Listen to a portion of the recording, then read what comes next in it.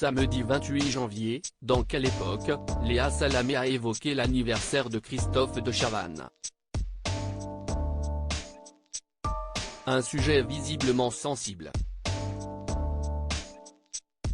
Ta gueule, a-t-il lancé, avant de déclarer « Je suis d'une humeur exécrable ».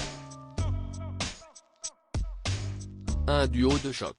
Quand Laurent Ruquier a décidé de laisser la case du samedi soir à Léa Salamé, elle a cherché quelqu'un pour l'accompagner à l'animation du nouveau talk-show Quelle époque. Et elle a choisi Christophe de Chavannes.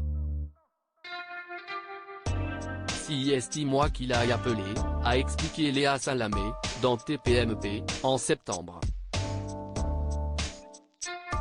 On s'est retrouvé avec mon producteur et on s'est demandé qui on a envie de prendre.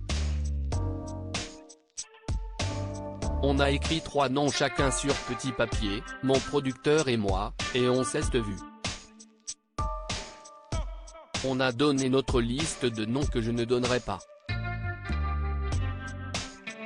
Sur la liste de mon producteur il y avait De Chavannes, et évidemment De Chavannes sur la mienne.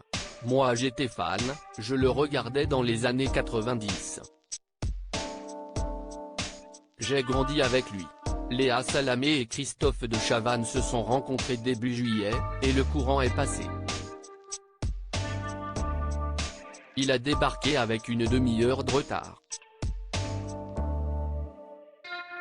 Il venait de sa campagne en short, en basket, a raconté la présentatrice, toujours dans TPMP. Et de glisser à l'animateur, quand je dis une demi-heure, si pour être poli avec toi. Il est arrivé avec 2 heures de retard. Ce qui ne les a pas empêchés de s'entendre, il a fait 3 vannes. J'ai ri. Ça a duré 2 heures. Depuis, ils se retrouvent toutes les semaines pour enregistrer Quelle époque, avec le chroniqueur Philippe Caverivière et le sniper Paul de Saint-Cernin. Et, pendant l'émission, Léa Salamé et Christophe de Chavannes n'hésitent pas à se taquiner. Pardon, c'est à moi que je me suis dit ta gueule samedi 28 janvier, au début de Quelle époque, Léa Salamé a accueilli Christophe de Chavannes en lui souhaitant un bon anniversaire, il a fêté ses 65 ans lundi 23 janvier. Ça va Christophe? Un an de plus? A-t-elle lancé. Oui, ta gueule, a-t-il répondu du tac au tac. Ta gueule? Enfin, s'est-elle exclamée.